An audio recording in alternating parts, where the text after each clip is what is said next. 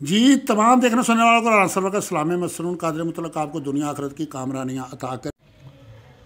जी आज मैं यार वो खबर देने लगा हूँ कि इलेक्शन से लेके इस वक्त तक खान साहब को डायरेक्ट इनडायरेक्ट क्या क्या ऑफर हुई, क्या क्या बात हुई, और इलेक्शन से पहले, इलेक्शन अनाउंस होने के बाद इलेक्शन तक क्या हुई, और मैं चंद मिनटों में इंशाल्लाह ताला अपनी बात को वाइंड अप करूंगा और अंदर की वो खबर दूंगा जो मेरी नजरों से तो नहीं गुजरी, शायद किसी ने बताई हो। खान साहब ने एक ऐसी ऑफर की है जो दुनिया की तारीख में किसी लीडर ने नहीं की, दुनिया की तारीख में। अच्छा, ये मैं बात शुरू करने से पहले एक छोटी सी बात समझाता हूं। ये आप ऐसा समझे कि किसी दुकान पे या बाजार में एक चीज है, ये मिसाल के तौर पे मेरे पास डायरी है, एक बंदा जाता है, कहता है कितने की, वो कह रहा है 200 रुपए की है, वो वापस आ जाता है, वो सोच विचार करके बाद में 200 रुपए का इंतजाम करता है और जाता जा कहता है जी ये 200 रुपए ले मुझे डायरी, वो कह रहा है जी अब 300 रुपए की है। वो कहते हैं जी आप उस दिन कह रहे थे, वो कह रहे उस दिन मुझे इसकी अफादियत का नहीं पता था, अब इसकी अफादियत बढ़ गई है। वो वापस आ जाता है, फिर सोच विचार करता है, कुछ दिनों के बाद ज़हनी तौर पे तैयार होता है, चलो मैं 300 में ख़रीद लेता हूँ, फिर जाता है, वो कहता है 500 की है, फिर जाता है, वो कहता है 1000 की है। वो कहते हैं कि जनाब इसकी इतनी अहमियत नहीं है जितने आप मांग रहे हो। वो कह रहे हैं कि जिस दिन आपको महसूस होगा या साबित होगा कि इसकी इतनी ही कीमत है, उसी दिन आ जाना और जाए, और वो बहुत बुलंद आगे से बात कर दे। इस बात से मैं बात को शुरू करने लगा और अगली बात आपको समझ आ जाएगी। अदारों को जो रिपोर्ट जानी होती है ना, ये हर थाना लेवल पे इनके एहलकार होते हैं, हर एजेंसी के, और जितनी भी एजेंसियों के एहलकार होते हैं ये आपस में राब्ते में होते हैं। और उसमें ये होता है कि बाद घर में भी रह जाते हैं, कोई बाद फील्ड पे आ जाता है, बारी बारी आ जाता है, और आपस में व्हाट्सएप पे रब्ता करके ना एक जैसी रिपोर्ट तैयार करके ऊपर दे देते हैं। वो फिर ऊपर चलते चलते ऊपर चली जाती है।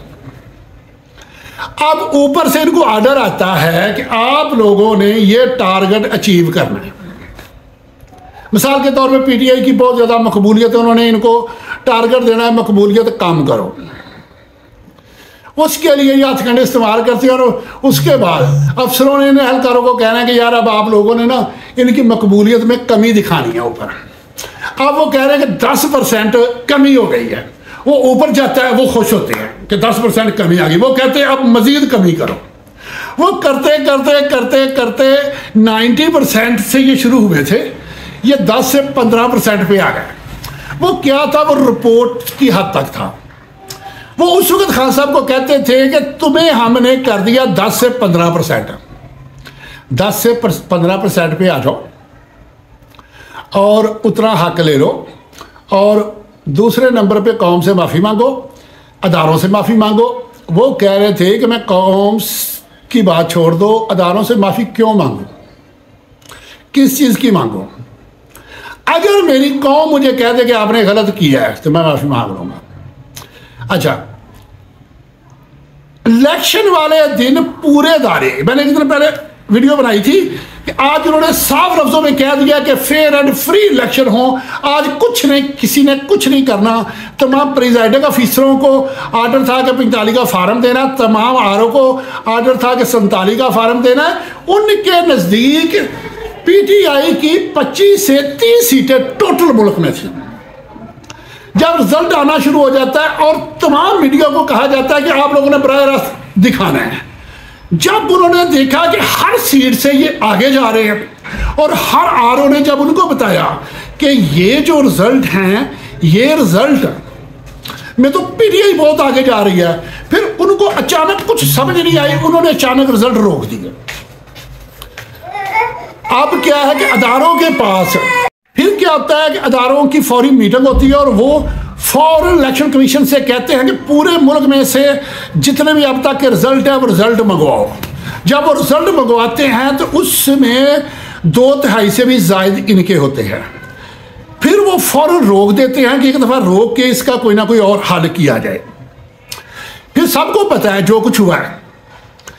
अच्छा, खान साहब को अब फिर ये की जाती है आपके, हालांकि आप लोगों को मैंने इलेक्शन से एक दिन पहले बताया था कि अदारों ने जो फाइनल रिपोर्ट दी है वो ये है कि केपी के दे रहा है पीटीआई को, मरकज़ उन्होंने दे रहा है नून लीग को, सिंध दे रहा है उन्होंने पीपल्स पार्टी को, पंजाब भी देना नून लीग को, और एक इत्तेहाद बना के बलोचिस्तान देना है। वो वीडियो मेरी आप लोगों ने देखी होगी। अच्छा, ये अब खान साहब को कहते हैं कि हम आपको इतनी सीटें दे देते हैं कि 2-3 छोटी पार्टियां साथ मिला के आपकी हुकूमत मरकज़ में बन जाएगी, और साथ केपीके की हुकूमत ले लो, पंजाब दे दो नून लीग को, सिंध दे दो पीपल्स पार्टी को। खान साहब ने कहा कि देखो, मुझे शफाफ रिजल्ट चाहिए। अवाम ने जिसको जितने वोट दिए हैं उसके मुताबिक मुझे रिजल्ट दरकार है। वो चले जाते हैं, फिर आते हैं। अच्छा, अब ये होता है कि वो हैरान हो रहे होते हैं कि खान साहब के पास ये सारी मालूमात कहां से आ रही है, और मैं जानता हूं कहां से आ रही है, लेकिन अभी मुनासिब नहीं कि उस राज को हम अफशा करें कि खान साहब के लिए मुश्किलात पैदा हों। अच्छा, अब क्या होता है कि अदारे जो है ना, वो कोशिश शुरू कर देते हैं दबाने की। अब उन्होंने 30 से 35 इनके मेंबर असम्बलियों को खरीद लेते हैं। जब अवाम का रद्देअमल सामने आता है और हर उम्मीदवार जीता हुआ, उसकी फैमिली उसको मजबूर कर रही है, उसके रिश्तेदार उसको मजबूर कर रहे हैं, उनके बच्चे उनको कहते हैं कि हम बाहर किसी को मुंह दिखाने के काबिल नहीं रहेंगे, खुदा के लिए ये काम ना करना। इस यही पोजीशन आरओ की हो जाती है और डिप्टी कमिश्नरों की और कमिश्नरों की हो जाती है। ये जो कमिश्नर साहब ने बयान दिया ना, इनके पीछे पूरी ब्यूरोक्रेसी खड़ी है।